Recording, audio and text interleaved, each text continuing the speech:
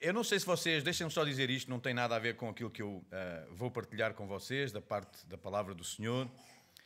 Eu não sei se vocês gostam de rádio, se ouvem rádio.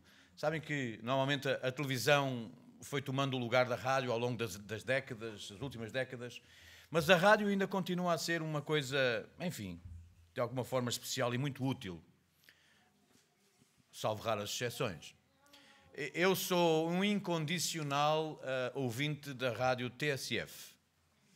Nem sempre aquilo que eles dizem ou passam é bom ou agradável, mas na maioria dos casos é uma rádio que é séria e faz, dentro de alguns limites, um bom jornalismo. E há um mote, eu tive a oportunidade de partilhar isto o ano passado, quando estive no Brasil, lá numa conferência das Igrejas dos Irmãos, e houve algumas pessoas lá no Brasil que gostaram muito. O mote, o slogan da TSF, eu não sei se vocês conhecem, e que várias vezes passa, não é, com uma música de fundo, passa várias vezes durante 24 horas durante o dia. O slogan da TSF é: por uma notícia, nós vamos ao fim da rua, vamos ao fim do mundo. Eu consigo ver aqui um vislumbre espiritual. Basta transformar ali a palavra notícia por alguma coisa. Se nós dissermos, por uma alma perdida, vamos até ao fim da rua, vamos até ao fim do mundo, isto será dispor-nos a cumprir a missão que o Senhor deu a cada um de nós como igreja. Mas eu, quando vinha para aqui, estava a ouvir a TSF, e era por isso que eu queria dizer-vos, a TSF, durante ali alguns segundos, talvez mais do que um minuto, colocou gravações de pessoas que, durante o apagão, de alguma forma ligaram para lá, ou depois do apagão ligaram para a TSF, agradecendo o facto de eles terem continuado a comunicar e a informar as pessoas. E uma após outra as pessoas a agradecerem. Muito obrigado à TSF por isto e tal. A TSF, a comunicação, manteu-nos ligados e tal. E depois, no final, os jornalistas da TSF usam um outro slogan, também muito espiritual. E chamou-me a atenção. Eu comecei quase à gargalhada enquanto conduzia. Não sei se houve algum condutor ao lado que notou que eu estava assim meio... E eles então, por causa disto, por causa do sentimento que as pessoas tiveram de ajuda que a TSF deu durante o apagão, então o mote, provavelmente durante algumas semanas, vai ser este: TSF, a luz nas trevas. É interessante, não é? Como nós, como filhos de Deus, discípulos do Senhor Jesus, temos a necessidade de sermos luz. O próprio Senhor Jesus disse: vós sois a luz do mundo. Temos necessidade de ser luz nas trevas, trazer a palavra de Deus, que é luz nas trevas, e viver como igreja, porque a igreja é, para a sociedade dos nossos dias, luz nas trevas. Por isso, agora quando ouvirem a TSF hoje ou amanhã, ou quando ouvirem, prestem atenção àquilo que eles dizem, porque eu acho muito curioso estas coisas que eles inventam como slogans. E são slogans que ficam no ouvido. É verdade. Como devia ficar no nosso ouvido e no nosso coração aquilo que o Senhor Jesus nos desafia a fazer. E é um desses desafios que eu queria compartilhar com vocês. E convido-vos a abrir as vossas Bíblias, por favor, em Mateus, Evangelho de Mateus, capítulo 7, Sermão do Monte, versículos 15 até 20. Mateus, capítulo 7, versículos 15 até 20.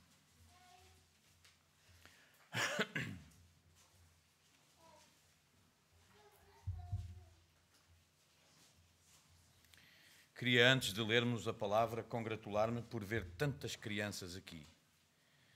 Eu quase, se entrasse aqui assim de repente, pensava que isto era uma creche e não uma igreja, mas graças a Deus por tantas crianças. Vocês estão a trabalhar bem, jovens. Estão a trabalhar bem. E faz-me lembrar que lá em Leste da Palmeira estamos na mesma situação. Nós não temos jovens. É verdade. Não temos jovens entre os 12 anos e os 19. Nada. Mas temos entre 15 a 20 crianças, entre os 2 anos de idade e os 10. E temos mais dois bebés que vão nascer em breve e por isso estamos muito animados com o trabalho que o Senhor nos tem colocado nas mãos para cuidar destas crianças, ajudar os pais das crianças, para que no momento que o Senhor determinar, elas possam ouvir a palavra e também se tornarem filhos de Deus. Mas graças a Deus por tantas crianças. Já dá para fazer 2 equipas de futebol. Vamos olhar para o texto então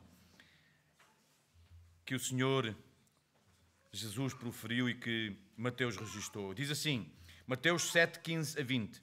Acautelai-vos, porém, dos falsos profetas, que vêm até vós vestidos como ovelhas, mas interiormente são lobos devoradores. Por seus frutos os conhecereis. Porventura colhem-se uvas dos espinheiros ou figos dos abrolhos?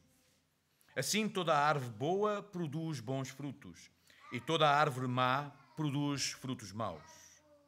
Não pode a árvore boa dar maus frutos, nem a árvore má dar frutos bons. Toda a árvore que não dá bom fruto corta-se e lança-se no fogo. Portanto, pelos seus frutos os conhecereis. Até aqui, a palavra do Senhor. Sabem, Jesus, quando profere estas palavras, ele já está na reta final, por assim dizer, do Sermão do Monte. Ele já falou de muitas coisas impactantes, com autoridade. E certamente aqueles, não só os discípulos, mas a multidão que o estava a ouvir, foi tocada. E a partir dali o Senhor Jesus passou a ter muitos seguidores, passou a ter também muitos perseguidores. Mas era de tal maneira impactante em termos espirituais, até em termos sociais, em termos relacionais, aquilo que eu estava a dizer, que agora ele chega a esta última parte e ele está, acima de tudo, interessado em que, principalmente os seus discípulos, mas também a multidão que o estava a ouvir, entendesse que o relacionamento com Deus, a nossa vida para com o Senhor, tem que ser vivida, acima de tudo, com uma característica chamada genuíno. O relacionamento com Jesus tinha que ser genuíno.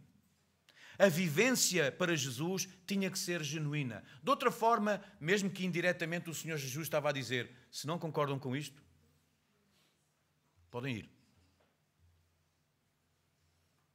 Estas são as regras. É isto que eu desejo. É isto que eu desejo, é isto que eu quero.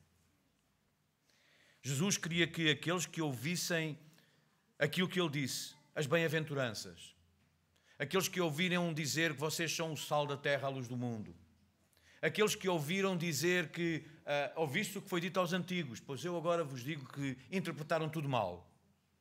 Eu vou-vos dizer o que é que a lei, ou alguns pormenores da lei, queriam, porque foi isso que surgiu do coração do Pai. E foi corrigindo vez após vez. Falou dos tesouros, de acumularmos tesouros no céu e não na terra. Falou daquilo que nós vemos e da influência que isso tem no nosso caráter. E por aí fora, muitas coisas.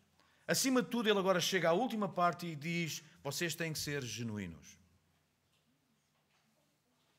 Jesus queria que houvesse uma base sólida naquele relacionamento com valores como integridade, honestidade, verdade e amor.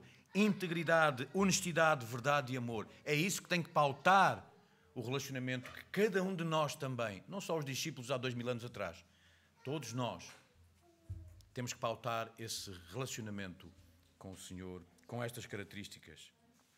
E na vivência destes valores de que eu falei, só é possível percorrer um de 2 caminhos. E o Senhor Jesus, na reta final do Sermão do Monte, fala disso. Há apenas 2 caminhos. Há apenas 2 portas. Há apenas 2 destinos. Não há meio termo. Hoje em dia nós vivemos na sociedade pós-moderna que gosta muito da terceira via. A terceira via que de alguma forma tem por objetivo agradar a toda a gente. E agradar a si próprio também. Porque a pessoa assim não se sente tão culpada, sente-se privilegiada, por assim dizer, porque não precisa fazer nada, de facto, que a comprometa para sequer aspirar a estar com o Senhor. Hoje podemos ouvir muitas vezes dizer que podemos andar neste caminho e podemos andar no outro. Podemos andar aqui e podemos andar ali. Podemos conviver com o mundo, podemos viver os valores do mundo, mas ao mesmo tempo também podemos ir à igreja e viver os valores da igreja. Não há nada mais errado do que um pensamento desta natureza. O Senhor Jesus é claro quando diz: há apenas dois caminhos. O largo, que conduz à perdição, e o estreito, que conduz à salvação. E há apenas duas portas. A porta larga, por onde passa muita gente, e a porta estreita, onde passa um de cada vez, e são poucos os que passam pela porta. O Senhor Jesus disse em João 10, 9, 10, eu sou a porta. Se alguém entrar por mim, salvar-se-á. Ele é a porta. Não há outra solução. Há apenas dois caminhos. E Jesus estava aqui a dizer aos seus discípulos que neste relacionamento genuíno é preciso fazer uma escolha. E a escolha não pode estar de acordo com aquilo que os falsos profetas faziam naquela altura e infelizmente vão fazendo também nos nossos dias. E no versículo 15 ele diz: acautelai-vos, porém, dos falsos profetas que vêm até vós vestidos como ovelhas, mas interiormente são lobos devoradores. Não se importam com a saúde espiritual ou outro tipo de saúde que as ovelhas tenham. Vão usar de todos os meios que conseguirem para extorquir, para prejudicar e muitas vezes até, se quiserem, em última instância, matar. Porque o Senhor Jesus disse que o ladrão não vem senão para matar, roubar, destruir. Os falsos profetas. Jesus alertou para o ministério profético que havia no Antigo Testamento e que contara com grandes nomes como Elias, Eliseu, Isaías, Jeremias, Daniel. Alguns deles, por exemplo, Elias, vestiam roupas semelhantes às do povo, às vezes até nem tão simples quanto isso. Tivemos também o exemplo de João Batista, que se vestia de uma forma com peles de animais e era vegetariano. Não sei se era, ele comia gafanhotos, dizem que é bom. E Mel Silvestre, João Batista, deixem-me dizer-vos, não era uma pessoa que se desprezasse em termos de inteligência, era um homem muito inteligente. Sabendo que o gafanhoto é assim meio crocante e com um sabor, molhavam em mel. Estou a brincar, não é? Mas sabem, há culturas que comem esse tipo de insetos e dizem que é bastante proteico. Eu prefiro a proteína do bife, mas eles é que sabem. Elias e João Batista e outros profetas faziam tudo para que fossem identificados com o povo, vivessem com o povo e não fossem considerados uma elite que falava, mas à distância, que falava, mas fazia outra coisa diferente, que não se misturava. Jesus tem aqui a preocupação de dizer: não sejam como esses falsos profetas, sejam como aqueles de quem temos boas referências no Velho Testamento, que amavam o povo, que amavam o Senhor e que não faziam nada, apenas faziam isso, eram transmissores da vontade do Senhor. Muitos deles começavam o seu discurso dizendo: assim diz o Senhor. Não era assim diz Moisés, assim diz Elias, assim diz... Não. Assim diz o Senhor. E eram fiéis na transmissão daquilo que diziam ao povo. No tempo do Senhor Jesus havia pessoas que doavam todos os seus bens e dedicavam as suas vidas a percorrer o mundo pregando a palavra de Deus. Porém, alguns desses, embora parecessem profetas, eram na realidade falsos profetas. Os seus discursos eram de ovelhas, mas os seus atos e intenções eram o de lobos devoradores. E por isso Jesus chama a atenção para estarmos atentos para que não sejamos levados nem enganados pelos falsos profetas. Os seus frutos irão, de facto, identificá-los. É aquilo que o Senhor Jesus está a dizer. Sabem, no Velho Testamento era bem mais simples lidar com os falsos profetas. Conhecem a palavra e sabem que no Velho Testamento, quando alguém, dizendo-se profeta e dizendo que as suas palavras eram uma profecia que vinha do Senhor, mas ela não se confirmava, ela contrariava a vontade do Senhor, sabem qual era a solução? Aquele profeta era condenado à morte por apedrejamento. Resolvia-se o assunto de uma vez por todas. Hoje, infelizmente, temos muitos falsos profetas que vão extorquindo dinheiro das pessoas, vão vivendo vidas luxuosas, quando o povo que pretensamente lideram vive na miséria muitas vezes, vivendo situações difíceis na sua vida. Mas eles não, eles até compram aviões, porque têm que ir mais rápido deste lugar para aquele. Têm mansões luxuosas. Dizem-se servos do povo, mas são servos de si próprios.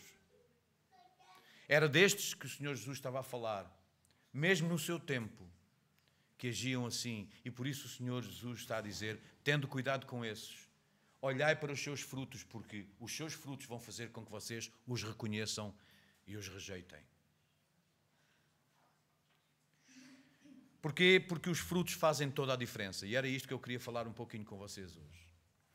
Porque se Jesus está a falar de uma forma mais enfática acerca dos falsos profetas, estes avisos, estes desafios não deixam de fazer sentido também para nós.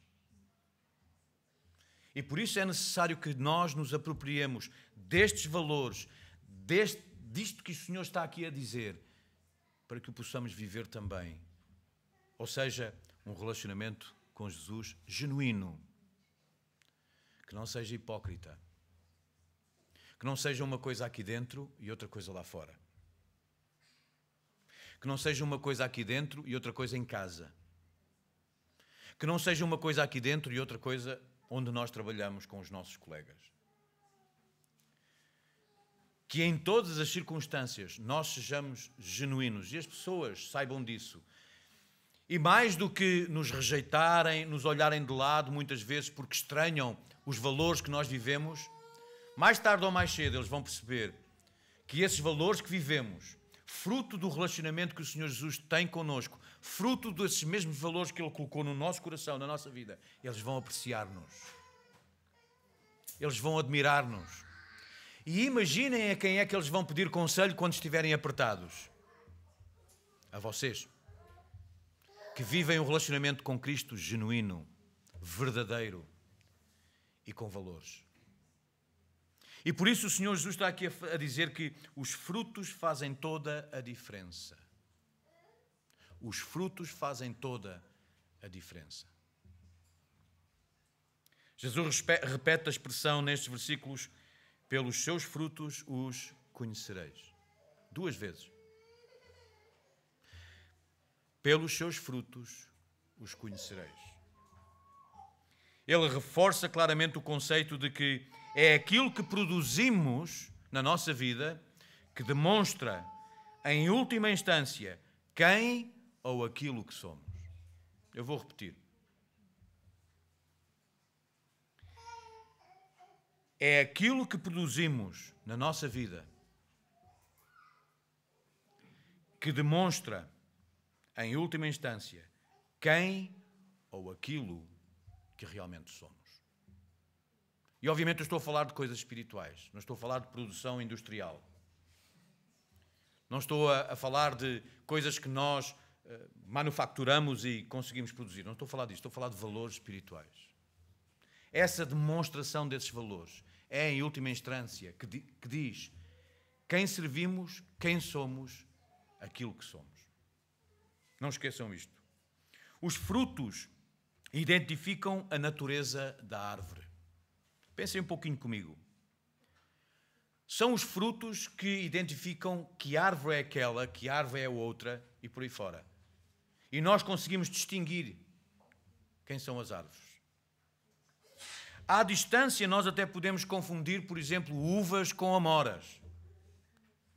Se estivermos a 100 metros de distância de uma área, nós até nem reconheceremos bem se aquilo são vinhas ou se são silvas.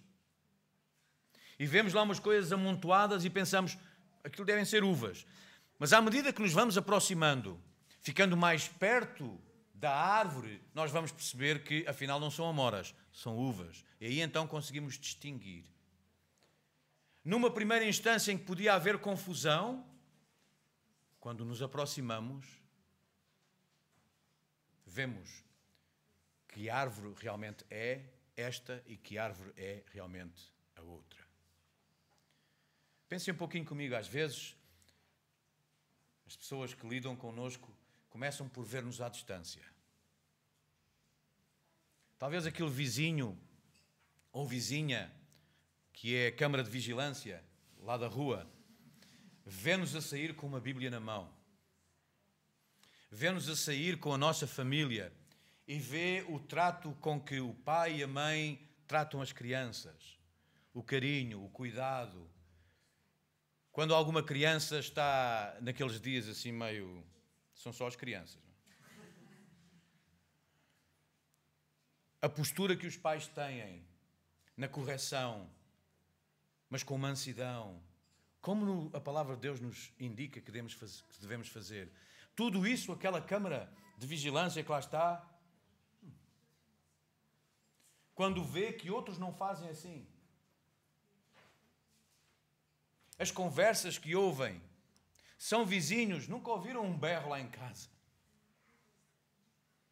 Nunca ouviram uma porta a fechar, bem, partiu tudo. Alguma coisa esta família tem de especial. Mas esta postura e esta visão à distância pode criar confusão. Bom, pode ser como outras famílias quaisquer. Mas quando se aproximam essas pessoas, esses vizinhos ou vizinhas, e nas escadas, ou no elevador, ou porque houve uma meia que caiu na varanda lá de baixo e tivemos que ir falar com elas e enceta-se uma conversa, as pessoas então vão perceber quem nós realmente somos.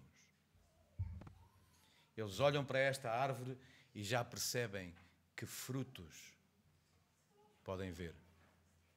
Já não há confusão da distância. Há agora aproximação. Irmãos e irmãs, para que as pessoas possam saber que nós somos o sal da terra e a luz do mundo, nós precisamos estar em contacto com as pessoas. Não é à distância. À distância pode levar a alguma confusão, que às vezes é natural, na cabeça das pessoas. Mas quando elas conhecem um pouco mais de nós, ouvem as nossas palavras, elas vão perceber que os frutos que esta árvore produz, que essas árvores produzem, são bons.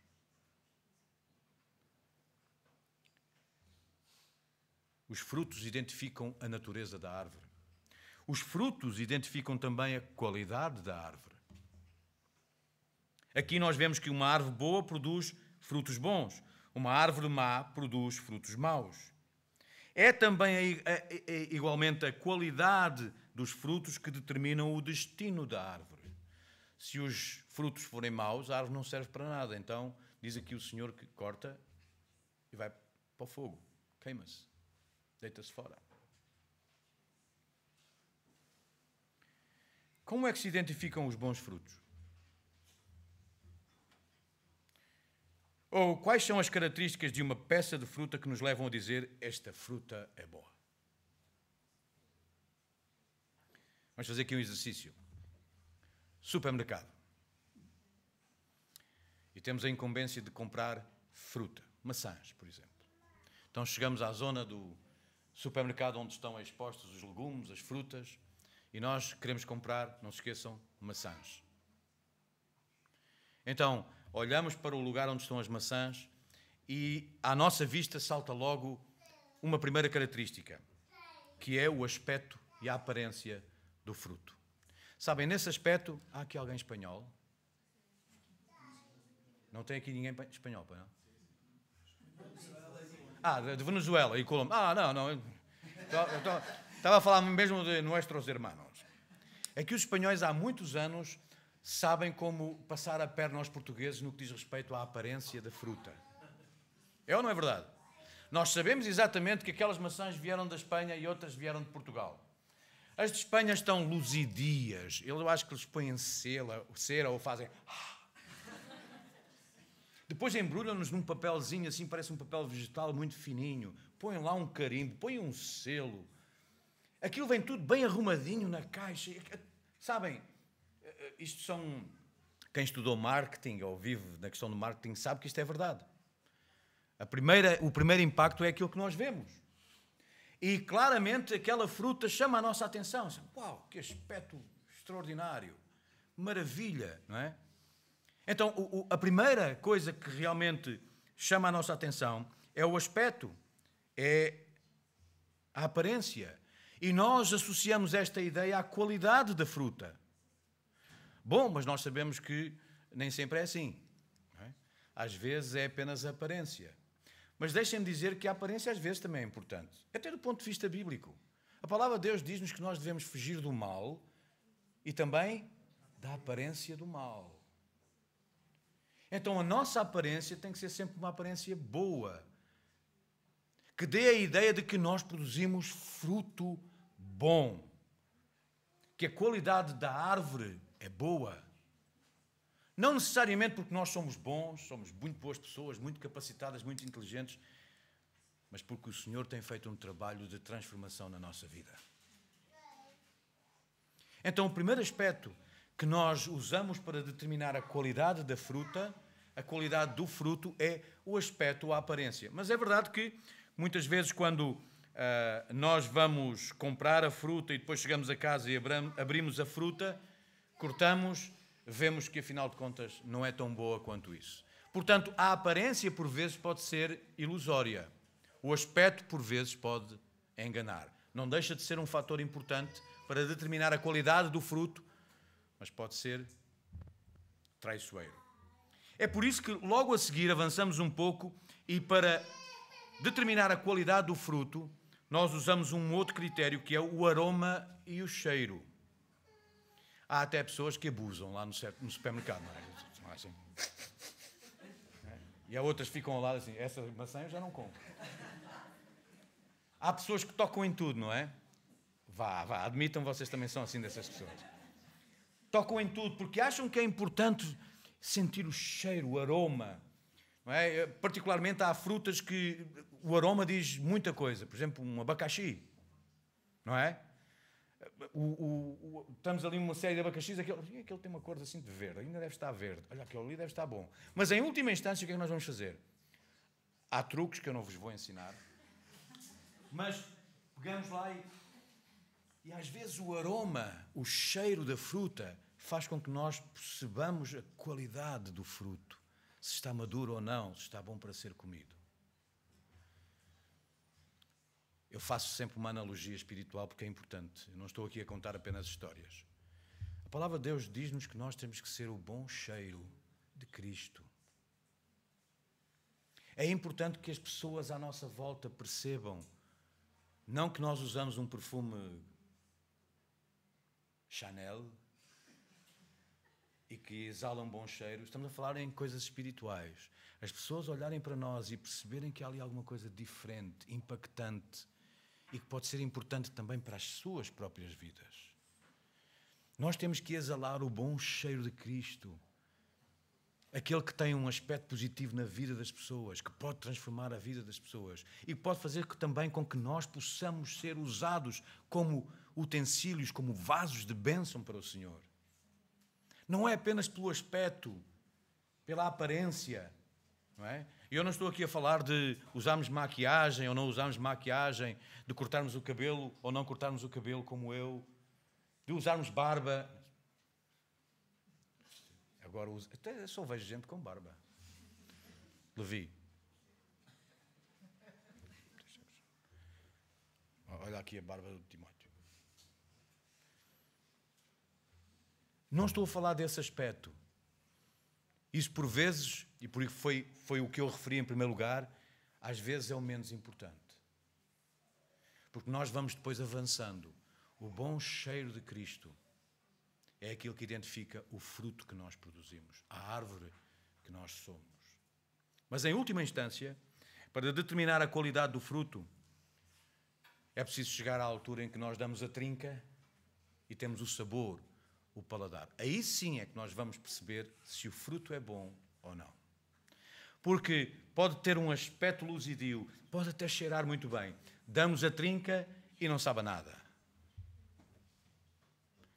Somos capazes de dizer nessa altura, era preferível não ter comprado isto. Para que é que eu gastei este dinheiro? Porque a fruta não sabe a nada. É o doce, o sabor agradável, muitas vezes suave, que surge na nossa boca, que faz com que nós possamos dizer, ora, aqui está um bom fruto. Até podia nem ter muito boa aparência. Não é? Podia ser uma daquelas peras roxas que vêm lá da zona de Torres Vedras, Caldas da Rainha, que não vem muito trabalhada, mas que nós cortamos e saboreamos. E, ui, que coisa maravilhosa. Podia até nem exalar assim um cheiro muito... Mas quando nós a cortamos e a comemos, nós podemos dizer, ora, aqui está um bom fruto. Porque é isso que de facto determina a qualidade do fruto e a qualidade da árvore. É o sabor, em última instância, que revela a maturação e a qualidade do fruto. É óbvio que eu não estou a dizer que as pessoas à nossa volta têm que nos dar umas dentadas, passarem a ser canibais só para nos provarem. Obviamente, não é isso.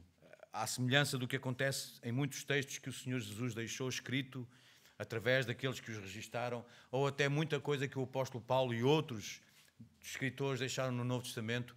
Usamos uma linguagem figurada, muitas metáforas, muitas parábolas, mas nós percebemos o sentido.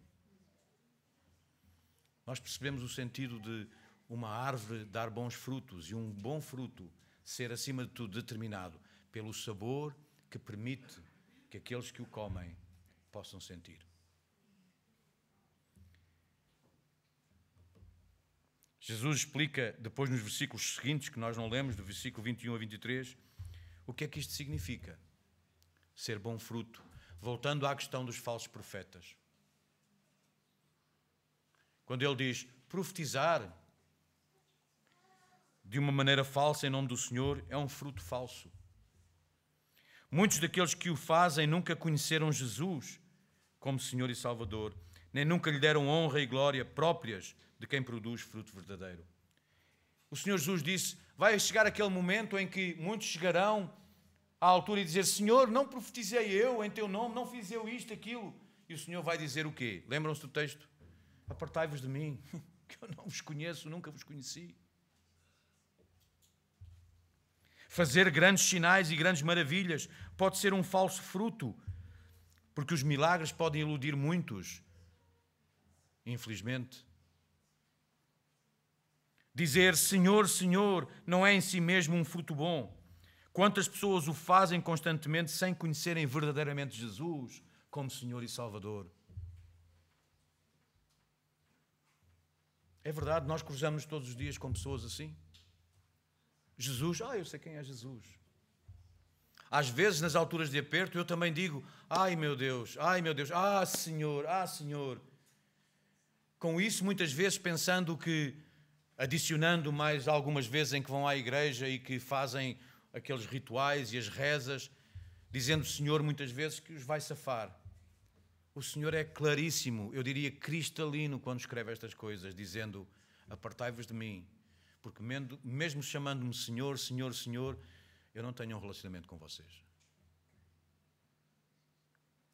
Em conclusão, irmãos, neste desafio para todos nós, a diferença entre o verdadeiro e o falso é determinado não apenas pelo que se diz, mas essencialmente pelo que se faz. Tornamo-nos conhecidos realmente pelo que produzimos espiritualmente na nossa vida. Revelamos quem somos e de quem somos. É muito importante sempre lembrar isto. Nós não somos de nós mesmos. Nós revelamos quem somos e de quem somos a partir daquilo que procede do nosso íntimo. Os nossos valores, os nossos princípios, que são nossos, pura e simplesmente porque o Senhor os colocou nas nossas vidas. Jesus afirma que o que dizemos tem que coincidir com o que fazemos, e o que fazemos tem que coincidir com o que queremos. O credo não pode aliar-se da conduta, nem a fé pode aliar-se da prática. Isto foi muito teológico, mas era necessário ser dito. Que fruto te tem tornado a ti conhecido ou conhecida? Que dizem os outros que tu és?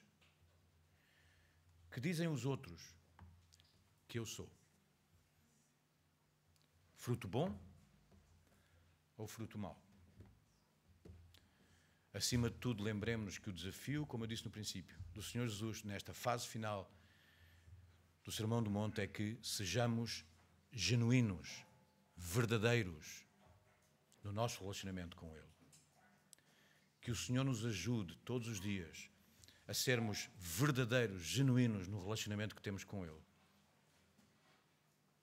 E não viver esse relacionamento de uma forma platónica, contemplativa, mas prática, produtiva, e darmos bons frutos. Que o Senhor os abençoe.